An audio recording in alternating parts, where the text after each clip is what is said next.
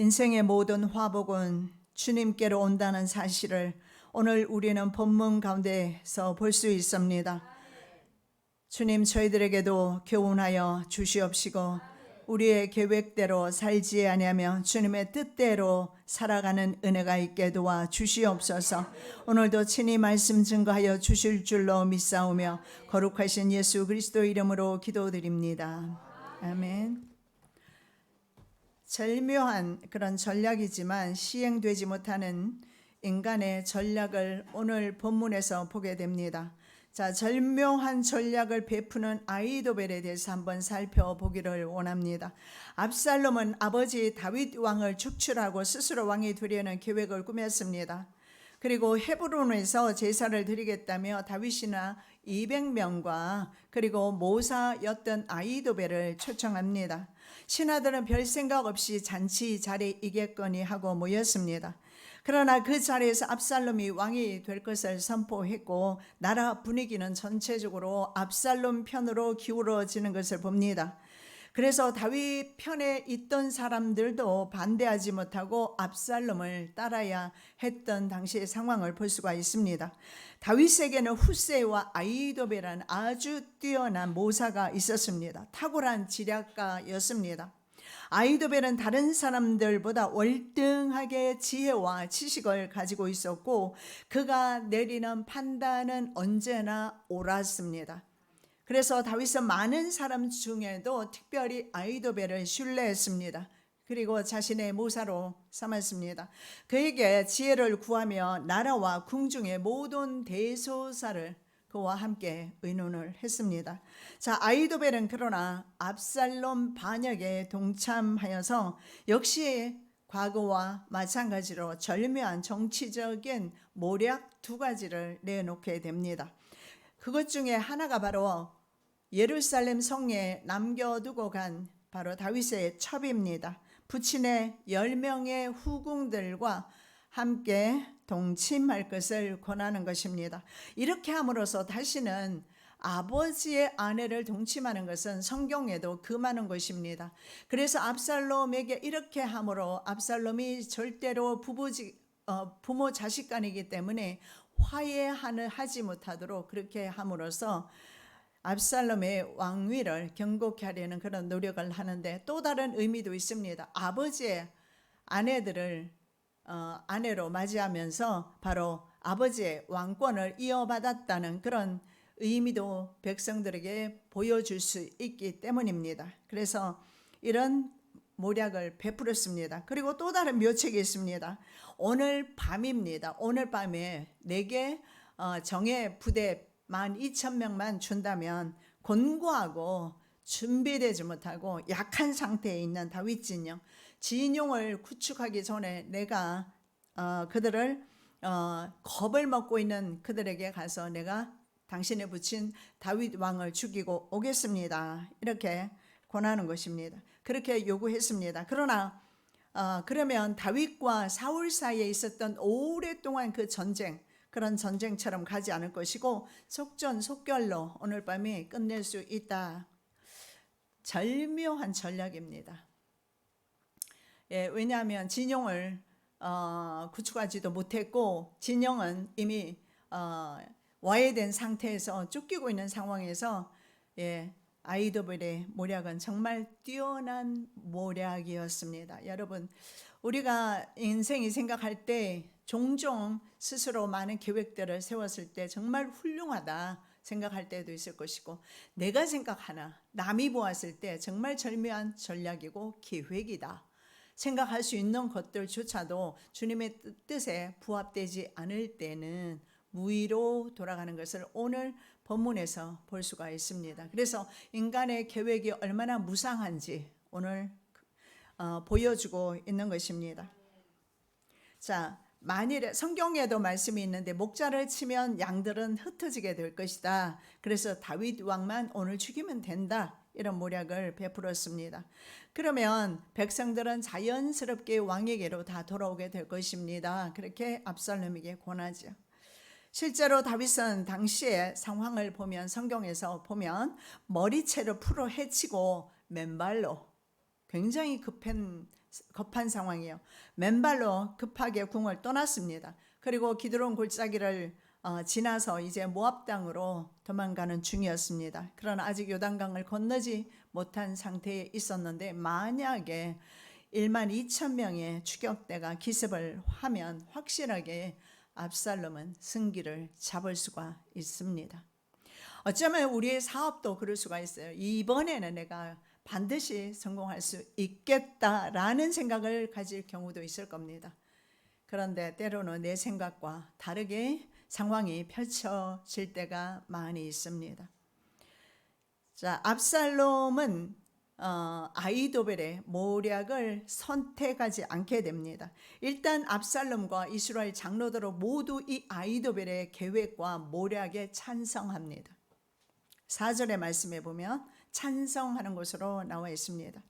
그런데 다윗은 역시 전략가였습니다. 다윗은 절묘한 전략을 역시 베푸는데 당시에는 누가 아군인지 적군인지 그런 알 수 없는 상황입니다. 그런 상황 속에서 자신의 친구이며 역시 모사였던 후세라는 사람을 궁에 남겨두고 갑니다. 원래는 따라오려고 했는데 궁에 남겨두면서 정세를 살피며 여차여차히 모략을 좀 베풀으라고 남겨두고 갔습니다.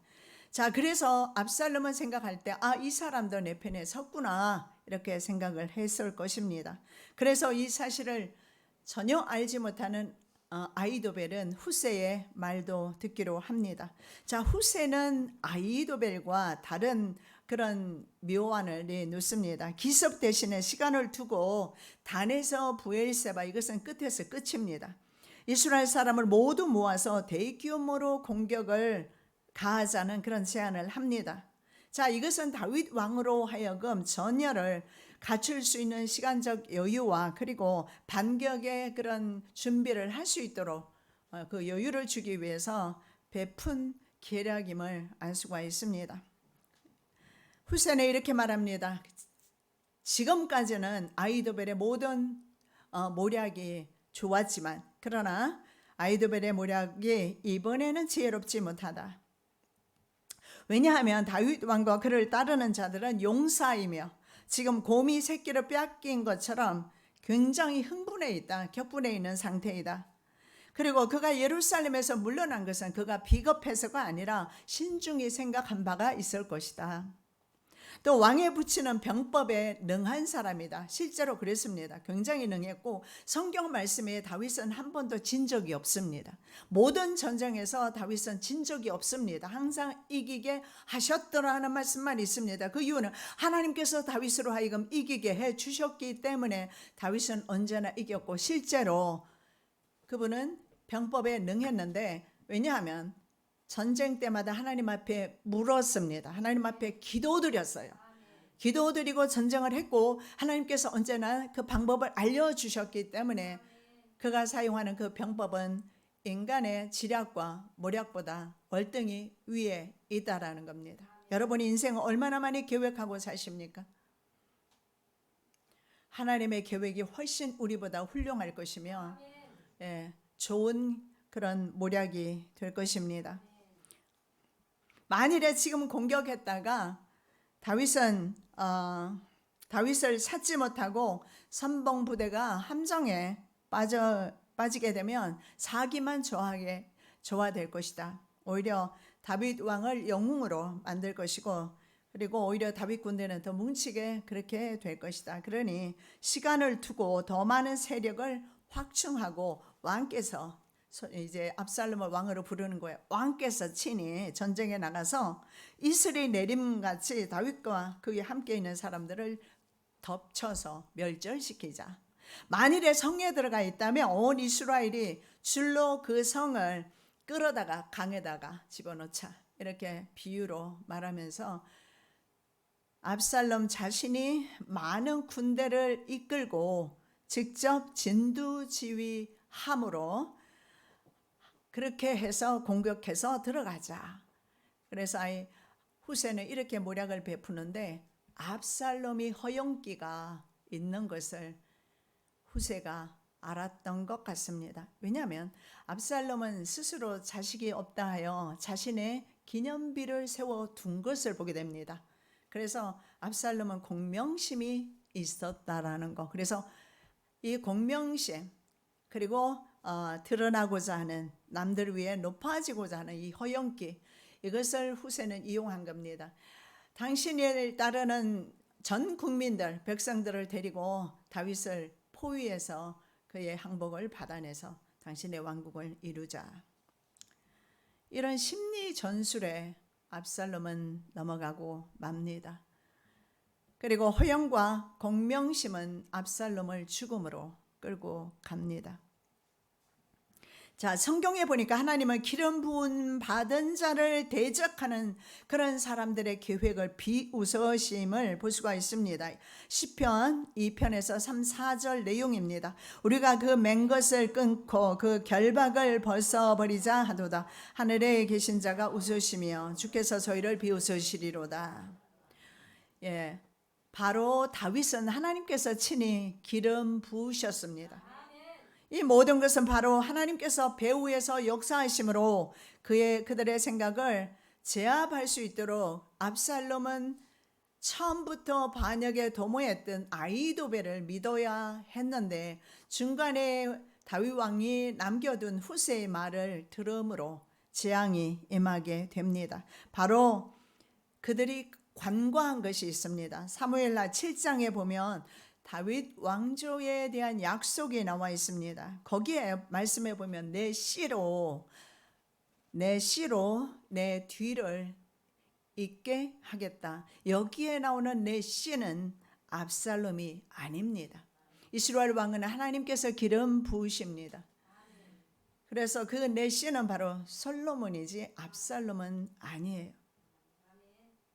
그리고 이렇게 말씀합니다. 만일에 다윗 왕조가 잘못하면 인생 채찍을 사용할지라도, 지금 하나님께서는 다윗에게 인생 채찍을 사용하고 계시는 겁니다. 하나님의 계획과 하나님의 섭리 가운데 있어서 잠깐 채찍질 당하고 있는 거예요. 왜냐하면 밧세바와의 동침을 통해서 간통과 그리고 살인죄를 저질렀기 때문에 그 말씀 그대로 지금 다윗은 하나님 앞에 이제 채찍질을 당하고 있을 뿐이지 하나님께서 약속하신 것이 있습니다. 그게 뭐냐면 사울에게는 내가 은총을 빼앗았지만 너에게는 은총은 빼앗지 않겠다. 그게 바로 다윗 왕조에 대한 약속입니다. 은총은 빼앗지 않겠다. 그래서 유다 왕조는 계속해서 한 왕조가 예수님 오실 때까지 유지됩니다. 이것이 바로 다윗 언약입니다. 그래서 다윗을 축출하고 왕이 될 사람은 없습니다. 다윗이 수명 따라 살다가 평안히 돌아갈 때 하나님께서 선택한 솔로몬이 왕을 잇는 것이, 이것이 하나님의 약속입니다. 그래서 이렇게 기름 부은 하나님의 종을 대적하는 것은 압살롬이 잘못했다라는 사실을 볼 수가 있습니다. 자, 아히도벨보다 나은 하나님의 전략에 대해서 두 번째로 한번 살펴보기를 원합니다. 여기에 한번 다른 말을 넣어봅시다. 나보다 나은 하나님의 전략. 예, 좀 생소해요. 나보다 나은 하나님의 전략에 대해서 살펴보기를 원합니다. 나보다 언제나 하나님의 계획과 나를 향하신 하나님의 섭리는 높고 크다는 사실을 믿으시기 바랍니다. 자, 아히도벨의 모략은 다윗에게 있어서는 압살롬에게 있어서 하나님의 말씀과 대등할 만큼 지혜와 판단력이 뛰어났다라고 성경은 말씀하고 있습니다. 그때 아히도벨이 베푸는 계략은 사람이 하나님께 물어서 받은 말씀과 같은 것이라. 아히도벨의 모든 계략은 다윗에게나 압살롬에게나 그와 같이 여겨졌더라. 심지어 다윗도 그렇고 압살롬에게도 그렇고, 이것은 바로 다윗이 말하는 것은 하나님의 말씀 자체라는 겁니다. 그런데 왜 압살롬이 바로 하나님의 말씀과 같은 아히도벨의 말을 듣지 않았을까요? 여러분, 우리가 살아가면서 순간에 잘못된 선택이 얼마나 우리 인생을 피폐하게 만들고 때로는 험악한 인생으로 끌고 가기도 하고 때로는 그 한 번의 실수로 말미암아 돌이킬 수 없는 그런 일들이 많이 일어나지 않습니까? 그래서 우리는 생각합니다. 내가 오늘 그 길을 가지 않았더라면, 내가 오늘 집에 있었더라면, 내가 하지 않았더라면, 했더라면, 이런 많은 후회를 가지고 우리는 살아갑니다. 그러나 우리는 앞길을 알지 못해요. 내 한 치 앞도 내 앞길은 알지 못해요. 하나님은 아십니다. 그래서 성경 말씀에, 신명기 말씀에 보면 가나안 땅을 점령해서 들어갈 때, 광야길을 걸어갈 때 하나님께서 약속하신 것이 있습니다. 이스라엘 백성들에게 내가 너보다 앞서 걸어가겠다. 그것을 하나님이 약속하셨어요. 내가 너희들보다 이 광야는 너희는 손에 지나가 보지 못했기 때문에 정갈도 있고 뱀도 있고 독사도 있을 것이며 맹수도 있을 것이며, 그래서 너희는 지나가지 못했기 때문에 앞에 어떤 위험과 두려움이 있는지 알 수 없다. 내가 먼저 지나가겠다라고 약속해 주신 말씀이 신명기 1장에 있습니다. 그리고 하나님께서는 불 기둥으로 앞서 진행하시고 구름 기둥으로 그들을 인도하셨습니다. 예, 그렇습니다. 우리는 항상 하나님께서 우리보다 앞서 진행하시도록, 걸어가시도록. 그래서 말입니다. 이스라엘의 진영은 절대 움직일 수가 없었는데 언제 움직이는가? 구름이 떠오르면, 구름이 아주 높게 떠올라요. 그러면 그때 보따리 싸요. 그리고 이동을 해요. 그리고 구름 기둥이 한 자리에 있으면 한 달이든 1년이든 그 자리에 있어요. 시내산에서 1년이나 있었습니다. 그러나 구름 기둥이 떠오르면 1시간 안에라도 보따리 싸서 출발해야 했습니다. 이것이 바로 그리스도인의 삶입니다.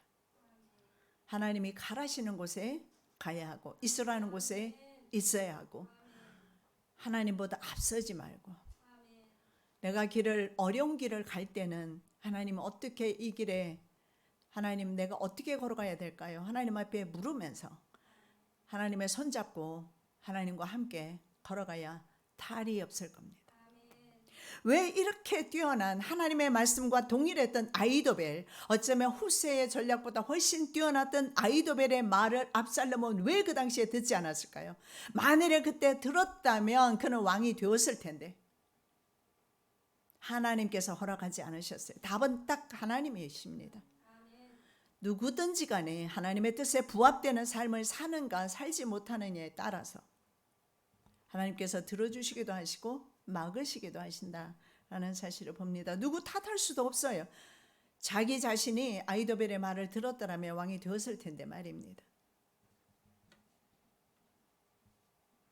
사무엘하 15장 12절 말씀, 아히도벨은 다윗에게 충성을 다했다라고 나와 있습니다. 그래서 아히도벨은 사람에게나 다른 사람에게나 다윗에게, 백성들에게 정말 사랑을 받았던 사람이에요. 다윗에게도 가장 신뢰받았던 사람입니다. 그런데 아히도벨의 결정적인 실수가 하나님의 사람을 알아보지 못했어요. 하나님의 사람을 믿지 못했어요. 하나님의 사람을 배반한 겁니다. 압살롬이 다윗 왕을 배반할 때 바로 배반하고 압살롬을 택한 것이 일생일대의 실수입니다. 이것은 바로 하나님의 뜻을 저버리는 범죄 행위였습니다.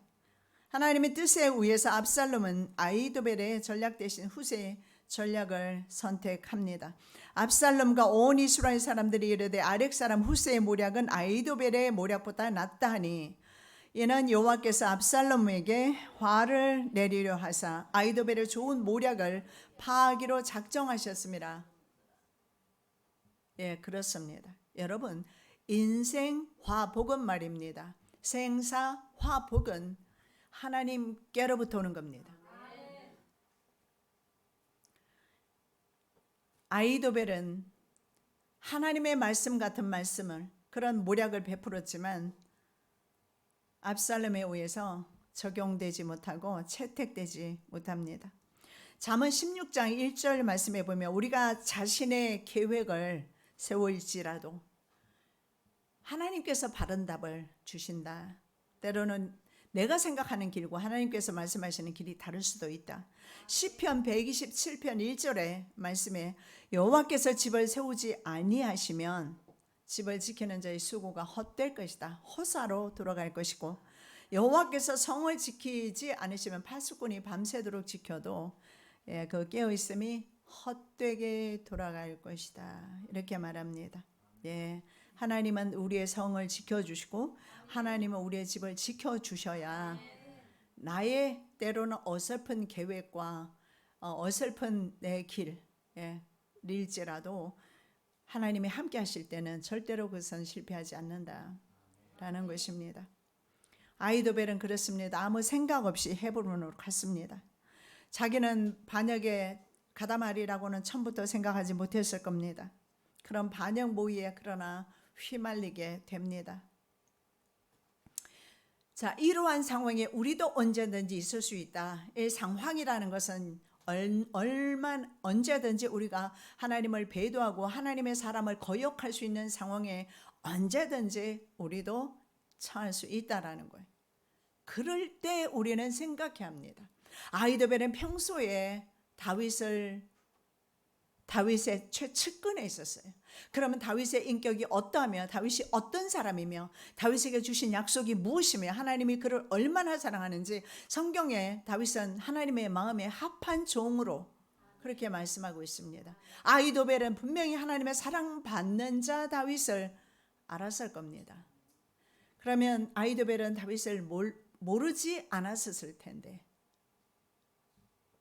우리는 종종 있잖아요. 다른 사람을 판단하게 될 때 또 다른 사람의 말을 들으면서 판단하는 경우가 많습니다. 그래서 우리는 듣지도 말고 하지도 말자라고 지금 내 마음 정원 가꾸기 하고 있습니다. 왜냐하면 누구에 대해서 어떤 말을 들었을 때 그 사람을 만나보기도 전에 일단 선입견을 가지고 그 사람을 만나는 경우가 많게 되거든요. 아히도벨은 다윗을 그렇게 인식하지 않았어요. 너무나 가까이에서 다윗을 정말 봤습니다. 그리고 다윗은 얼마나 밧세바와의 범죄 사건 이후에 정말 침상에 눈물에 젖을 정도로 참 회개하는 그런 회개한 죄인으로서 하나님 앞에 서 있는 모습도 보았을지도 모르겠습니다. 그러한 상황에 처했을 때 우리는 아히도벨의 길을 선택하시면 안 됩니다. 재앙입니다.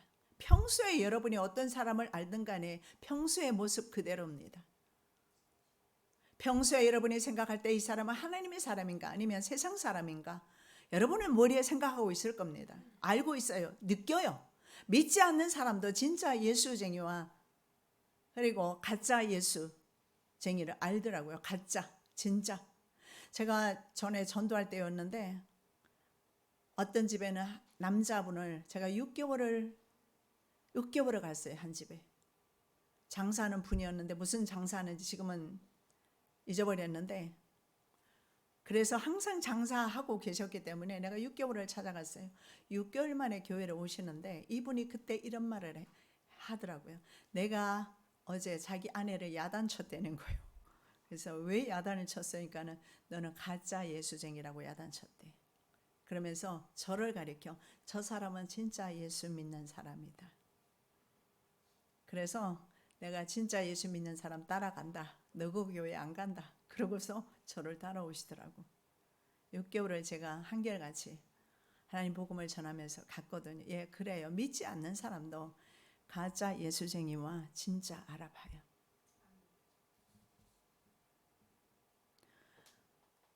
아히도벨은 지략에 뛰어난 사람이라 압살롬이 자신의 정욕으로 욕망으로 하나님 그 왕좌를 탐하고 있다는 사실을 알고 다윗은 하나님이 그 자리에 있게 하신 분임을 알고 있었을 겁니다. 그래서 압살롬이 압살롬에게 아히도벨은 만류하지를 못하고, 예, 절대로 왕이 될 수 없음을 만류했어야 합니다. 왜냐하면 왕자가 여러 명 있는데, 그래서 그것도 문제가 되겠지만 중요한 것은 이스라엘 왕은 바로 하나님께서 기름 부으신다는 사실을 믿었어야 했습니다. 어쩌면 아히도벨의 모략은 뛰어났을지 몰라도 믿음은 없었던 것 같습니다. 그래서 이스라엘 왕은 하나님께서 기름 부으시는 것을 잊어버렸습니다. 그리고 분위기상 보니까 성경에도 기록되어 있지만 모든 분위기가 압살롬에게로 넘어가고 있습니다. 그리고 다윗은 왕궁을 버리고 도망간 처지입니다. 누가 봐도 이건 이미 압살롬이 승리한 것으로 보여집니다. 그리고 압살롬은 예루살렘 궁궐을 차지했습니다. 그래서 지혜로운 아히도벨은 승산이 있을 것으로 봤습니다. 그래서 자신의 지혜를 냈지만 자신의 지혜가 하나님의 지혜를 따라가지는 못했습니다. 자, 그의 이름을 왜 그렇게 지었는지 모르겠지만 아히도벨이란 이름은 어리석음의 형제입니다. 다윗과 형제처럼 지냈는데 어리석음을 보인 것입니다. 이유가 뭘까요? 믿음이 없었기 때문이다 라고 생각해 볼 수 있어요. 그리고 아히도벨의 정도의 모략가라면 인간은 때로는 실수도 할 수 있다. 다윗의 실수도 실수로 여길 줄 알아야 하는데 그러지 못했던 것 같습니다. 압살롬의 신하가 되기를 결정하면서 그의 인생은 죽음으로 자살로 끝납니다. 하나님을 의지하는 사람은 끝까지 승리합니다. 그러나 자기 지혜를 따라가는 아히도벨 같은 사람은 꿈 같은 미래를 약속하는 사탄의 속임수에 넘어가 버립니다. 자, 다윗을 너무나 잘 알고 있는 아히도벨입니다. 그가 압살롬 편이 된 상황, 그것을 다윗은 알았을 때 최악의 상태였음을 다윗은 직감했을 겁니다. 압살롬과 아히도벨은 기도했다는 말씀이 없어요. 아히도벨의 배신을 전해들은 다윗은 그 즉시 하나님께 기도합니다. 과거에 자신이 그랬던 것처럼 사자와 곰이나 이런 맹수 앞에서 하나님을 의지했을 때 하나님이 자신을 구원했던 것처럼 지금 이 절박한 상황 가운데서 자신을 구원해 줄 사람은 하나님밖에 안 계신다는 사실을 그는 믿었습니다. 그래서 압살롬은 기도하면서 반역하지 않았습니다. 다윗은 쫓겨가면서 기도합니다. 여호와여 원하옵건대 아히도벨의 모략을 어리석게 하옵소서. 기도한 내용입니다. 여러분, 울면서 지금 도망가는 절망적인 상황입니다. 어떻게 기도가 지속될 기도를 계속 할 수 없는 그런 상황 속에서도 다윗은 기도했습니다. 아들에게 쫓겨가는 그 심정은 참혹했을 겁니다. 그러나 신앙의 용사였던 다윗은 그때야말로, 지금이야말로 바로 하나님을 의지할 때임을 알았을 겁니다. 왜냐하면 그의 기도는 막히지 않았습니다. 주님은 언제나 죄인이 회개하고 돌아올 때 주님은 언제나 돌이켜 그 얼굴을 돌이켜 주실 줄을 다윗은 믿었기 때문입니다. 자, 그렇다면 아히도벨은 왜 반역자 왕의 아들 압살롬 편에 섰을까요? 나름대로 이유가 있습니다.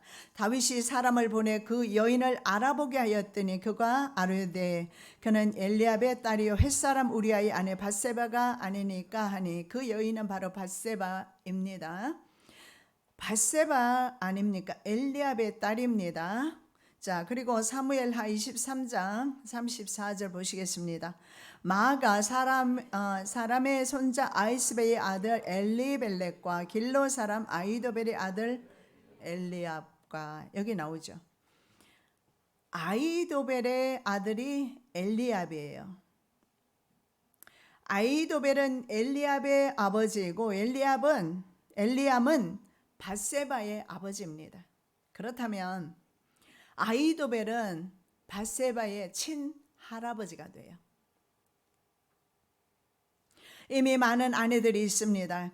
그런 다윗이 자신의 손녀딸을 취하기 위해서 손녀 사위인 우리아를 바로 전장의 최전선에 세워서 죽였습니다. 그래서 아마 그에 대한 신뢰도가 떨어졌을 것이고 하나님도 어쩌면 그를 버렸을 것이라고 생각할 수 있어요. 그러나 다윗에게는 사무엘하 7장의 약속의 말씀이 있어요. 그 약속의 말씀은 바로 내 씨로 말미암아 내 뒤를 잇게 할 것이며 너에게는 내가 인생 채찍은 될지라도 은총은 빼앗지 않겠다라는 약속이 있다는. 그래서 다윗은 그런 약속이 있지만 압살롬과 아히도벨은 그런 약속이 없었어요. 여러분 신앙생활하면서 하나님에 대한 얼마나 많은 여러분 나름대로의 약속을 가지고 계십니까?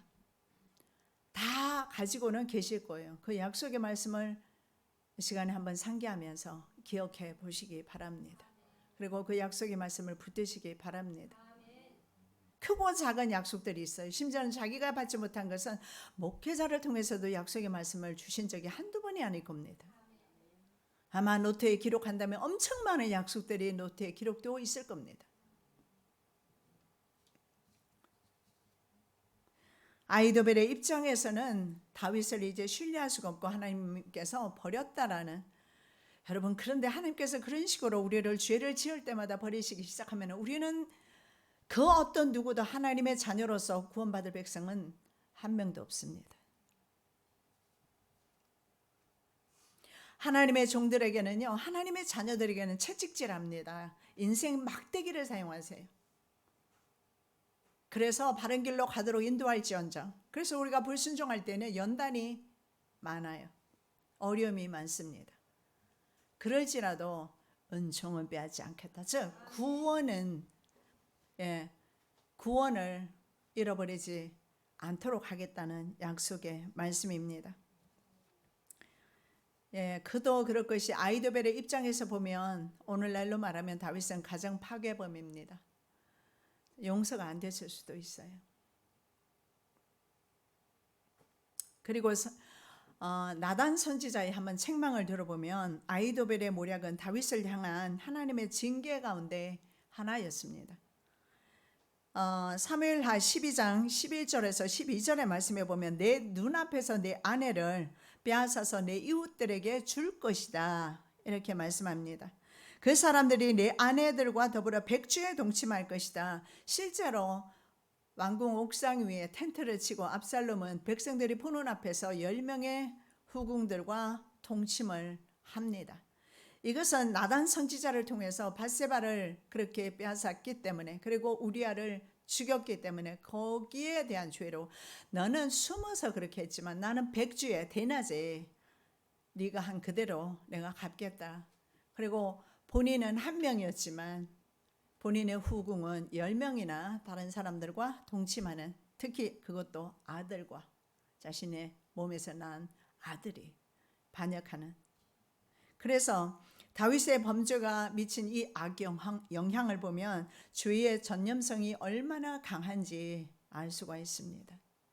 이런 죄로 말미암아, 그래서 하나님께서 나단 선지자를 통해서 다윗에게 책망하실 때 이렇게 말합니다. 넌 사단에게 빌미를 주었다. 그렇습니다. 우리가 죄를 지었을 때 잘못하면 하나님은 회개하면 돌이키면 용서해 주세요. 그러나 나의 이 범죄로 말미암아, 나의 불순종으로 말미암아 사단에게 회방거리를 준다는 겁니다. 그래서 내 삶이 피폐해지게 되면서, 그리고 또 하나님이 하신 말씀이 있죠. 네가 칼을 사용해서인즉, 보십시오. 자기가 섹스로 하나님 앞에 범죄했어요. 성적으로. 그러니까 성적으로 하나님이 갚으셨어요. 그리고 우리아를 칼로 죽였어요. 그러니까 자신의 아들들이 나중에는 서로 왕위에 오르기 위해서 형제들을 칼로 죽여요. 압살롬의 누이 다말을 암논이 강간합니다. 그래서 압살롬은 암논을 죽이죠. 그리고 압살롬은 전쟁터에서 죽죠. 그리고 나중에 또 아도니아가 반역하다가 솔로몬에 의해서 죽게 됩니다. 이렇게 형제들이, 바로 자신의 아들들이 칼에 죽어요. 그러니까 우리 그리스도인들은 용서는 받지만 죄에 대한 책임은 져야 된다. 죄 책입니다. 죄 책은 때로는 말입니다. 우리 후손들이 져요. 오늘 본문의 말씀에 오늘 나와 있지 않지만 사울 같은 경우에는 어떻습니까? 그 불순종의 죄, 은총을 빼앗긴 죄가 자기의 3, 4대까지 내려가는 걸 보지 않습니까? 자신의 범죄로 인해서 하나님 앞에 불순종으로 인해서 자신의 자식들 3명과 자신은 전쟁터에서 한날에 같이 죽게 됩니다. 4명의 남자들이 죽어요. 그리고 손자 중에 요나단이 아들입니까? 가다가 이제 떨어져서 아기를 유모가 데리고 와다 떨어뜨려서 절름발이가 됩니다. 그리고 사울의 모든 후손은 나중에는 정말 겨우 명맥을 유지할 정도로 그 이름도 없이 사라지게 됩니다. 3, 4대까지 악인의 그 재앙이 내려가는 그런 하나님의 연단과 하나님의 책망이 있는 것을 봅니다. 다윗을 징계하는 도구로 사용된 사람이 아히도벨이에요. 왜 하필이면 아히도벨입니까? 왜 하필이면 아히도벨이? 그렇다면 다윗은 징계는 하지만 징계하는 도구가 이스라엘 백성 가운데 그렇게 숫자가 이스라엘 백성들이 많았을 텐데 왜 하필이면 악의 도구로 사용하는 사람이 아히도벨이 되어야 합니까? 이거는 정말 재앙입니다. 스스로 생명을 끊어버립니다. 왜냐하면 자신의 작전이 시행되지 못하는 걸 보면서 이제는 졌다라고 판단했기 때문에 그렇습니다. 자, 예수님을 파는 도구로 누가 사용되었습니까? 가룟 유다입니다. 왜 가룟 유다가 그렇게 되어야 했을까요? 얼마든지 예수님은 마지막 순간까지 나를 파는 자가 여기 있다. 나와 함께 그릇에 손을 넣는 자 그다. 동시에 손을 넣는 사람이 많았겠습니까? 가룟 유다가 동시에 손을 넣었습니다. 가룟 유다를 명백하게 예수님은 지적하면서 말씀했음에도 불구하고 그 순간에라도 가룟 유다는 돌이킬 수 있었고 로마 군병들은 예수가 누구인지 알 수 있습니다. 모를 리 없습니다. 그가 가는 곳에는 항상 군중들이 있었기 때문에 얼마든지 체포할 수 있어요. 그런데 꼭 스승을 파는 그런 역할을 왜 가룟 유다가 해야 될까요? 평소에 돈에만 관심이 있었기 때문입니다. 하나님과 하나님 나라가 아니고 평소에 돈에만 관심이 있었기 때문이에요. 그래서 300데나리온 되는 기름을 붓은 그 여인, 예수님의 발에 기름을 붓고 머리에 기름을 붓고 했던 그 여인에게 이거 팔면 300데나리온, 엄청난 3천만이 넘는 돈일 수도 있어요. 그렇게 많은 돈을 가난한 사람을 위해 돕지, 그건 거짓말이라는 거예요. 가난한 사람을 돕는 것이 아니라 돈에 욕심이 걸려서, 왜냐하면 돈꾀를 맡았어요. 가룟 유다는 재정을 봤어요. 재정을 보면서 예수님보다 생명을 살리고 병자를 살리는 예수님, 그 예수님께 붙어 있기보다 돈을 더 사랑했고 돈을 쫓아갔다는 사실을 볼 수가 있습니다. 세상에서 가장 불행한 일은 사업에 실패하여 돈을 잃고 건강을 잃어버리는 것이 아니라는 겁니다. 사업에 실패할 수도 있고 건강도 안 좋을 수도 있습니다. 가장 최악은 그리스도에 대한 믿음을 잃어버리는 것입니다. 그것이 가장 최악입니다. 다윗은 모든 것을 실제로 지금 다 잃었습니다. 머리는 풀어에 치고 맨발로 갔습니다. 금은 보화 하나 챙길 여력도 없었어요. 맨발로 도망갔습니다. 얼마나 급했으면.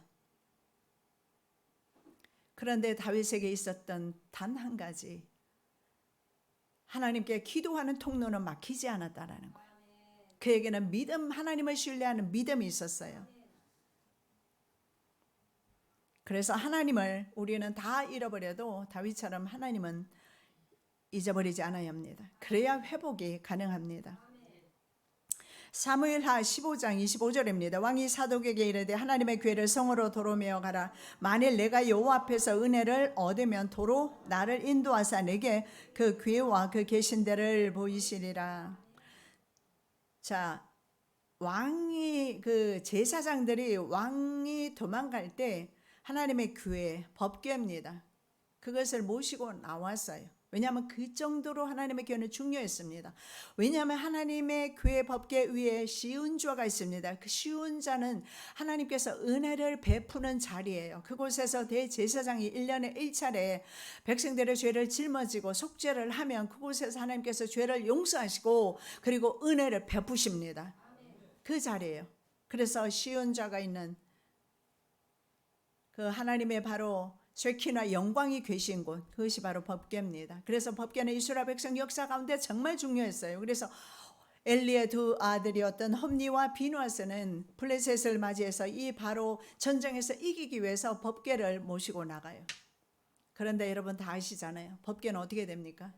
빼앗겨요. 그리고 나중에 법궤는 어떻게 됩니까? 어떤 인간의 도움 없이 스스로 이스라엘로 돌아옵니다. 이스라엘 백성은 하나님보다 법궤를 더 신뢰했던 것 같습니다. 에스겔 시대에 이스라엘이 패망했던 것처럼 말입니다. 그들은 예루살렘 성을 하나님보다 더 신뢰했습니다. 혹시 여러분은 하나님보다 더 다른 신뢰하는 것들이 있습니까? 바꾸셔야 할 겁니다. 그래서 왕이 도망갈 때 사독은 제사장이었습니다. 아마 이 법궤를 모시고 나왔던 것 같아요. 자, 그런데 엘리의 두 아들도 역시 법궤를 모시고 나갔지만 법궤는 빼앗겼고 홈니와 비누아스는 죽임을 당하고 엘리도 뒤로 넘어져서 목이 부러져서 죽습니다. 그리고 며느리도 아이를 낳다가 죽게 되고 하루아침에 4명이나 죽는 하나님의 그 사무엘에게 주신 말씀 그대로 그런 일을 겪게 됩니다. 자, 여기에서 그들은 바로 하나님보다 언약궤를 더 신뢰했다는 것을 보는데 다윗 왕은 말입니다. 언약궤를 돌려보내요.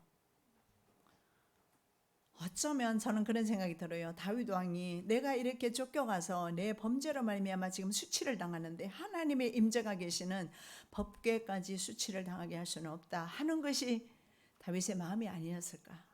저는 그런 생각이 들어요. 여러분 아무리 우리가 고난을 당해도 좀 합리적으로 생각할 필요가 있고 믿음으로 생각할 필요가 있습니다. 감정적으로 모든 일을 대처하기보다 말입니다. 다윗은 하나님 어떻게 나한테 이렇게 하실 수 있어요? 압살롬 네가 어떻게 나한테 이런 원망보다는 이 모든 사건을 이해를 합니다. 내 죄와 내 허물 때문이다. 내가 이렇게 당하는 것은 마땅하지만 하나님의 거룩한 법궤가 하나님이 계시는 영광의 상징인 법궤가 모욕을 당하는 것은 원치 않는다 해서 돌려보냈을 가능성이 있습니다. 그리고 또 하나는 뭘까요?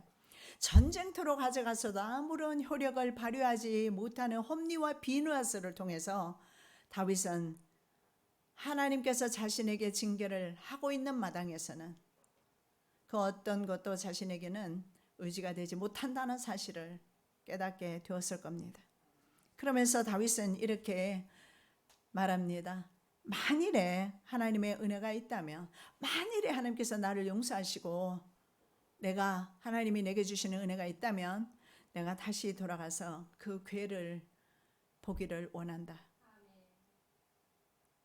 여러분 문제를 만났을 때 어떤 신앙의 태도, 영적인 태도를 취하는가 참으로 중요한 것 같습니다. 진정한 신앙은 바로 이런 위기 시에 나타난다는 사실을 볼 수가 있습니다. 그렇습니다. 다윗은 그 믿음대로 됩니다. 심지어 하나님께서 자신을 버려도 그 사실을 인정하려는 모습을 발견합니다. 그러나 저가 말씀하시기를 내가 너를 기뻐하지 아니한다 하시면 종이 여기 있사오니 선히 여기시는 대로 내게 행하시옵소서. 너를 기뻐하지 아니하신다 할지라도 저는 받아야 하겠습니다. 사울의 친족이었던 시므이가 저주를 합니다. 피를 흘린 자여 사악한 자여 가라 내가 자초한 일이다 비루한 자여. 그리고 막 저주를 합니다. 그래서 장군들이 옆에서 말합니다. 내가 저자 목을 치리이까. 다윗이 이렇게 말합니다. 하나님께서 저자 입을 통해서 내게 저주하고 계시지 않는가. 우리는 참으로 현실을 받아들일 때 악한 현실, 특히 내가 만족하지 못하는 현실을 받아들일 때 우리는 원망부터 하는데 다윗은 원망보다는 하나님께서 지금 내게 하고 계시지 않는가. 아무리 답답하고 어려운 그리고 갑갑한 상황 속에서도 그리스도인들에게 필요한 것은 자기 성찰이 필요합니다. 자기 성찰이 이루어질 때 회개가 이루어지거든요. 그리고 기도의 줄이 끊어지지 않는다면 살 길이 열립니다. 무릎 꿇고 간절하게 기도할 형편은 아니었습니다. 그러나 다윗은 기도했습니다. 환경은 역전됩니다. 그는 다시 왕궁으로 돌아가서 법궤 가운데 계시는 하나님께 예배하고 진짜 성전인 솔로몬 성전을 위해서 평생 성전 건축을 준비했던 모습을 볼 수가 있습니다. 말씀을 맺겠습니다. 최고의 전략가로 지혜와 경륜이 있었어도 의를 떠난 자의 결국은 스스로가 판 함정에 빠졌습니다. 다윗을 죽이려 했던 아히도벨은 자신의 자살로 자신의 인생을 끝냅니다. 자기 꾀에 자기가 빠집니다. 인간의 절묘한 전략조차 하나님 앞에 시행되지 못합니다. 하나님께서는 똑똑한 사람보다 바로 진실함과 똑똑한 사람이 필요한 것이 아니라 진실함과 의로운 사람을 하나님은 사용하십니다. 가장 중요한 사실은 다윗에게 왕조의 치속에 대한 약속이 있었다면 우리에게는요 하나님의 구원 계획이 있습니다. 그러므로 우리는 세상 지혜, 지식 의지하지 말고 하나님의 그 약속, 구원의 약속 안에서 살아가시는 은혜 있으시기 바랍니다. 살아계신 아버지 하나님 감사합니다. 인간의 모략은 아무것도 아닙니다. 그렇게 절묘한 전략이지만 시행되지 못하고 자살로 끝나는 그 인생을 보면서 우리가 쓸데없는 계획과 우리 자신의 그 인생 설계 가운데 갇히지 않게 도와주시고 하나님의 뜻 가운데 기도와 믿음으로 걸어가는 주의 종들 되게 하여 주시옵소서. 아멘. 거룩하신 예수 그리스도 이름으로 기도드립니다. 아멘. 아멘.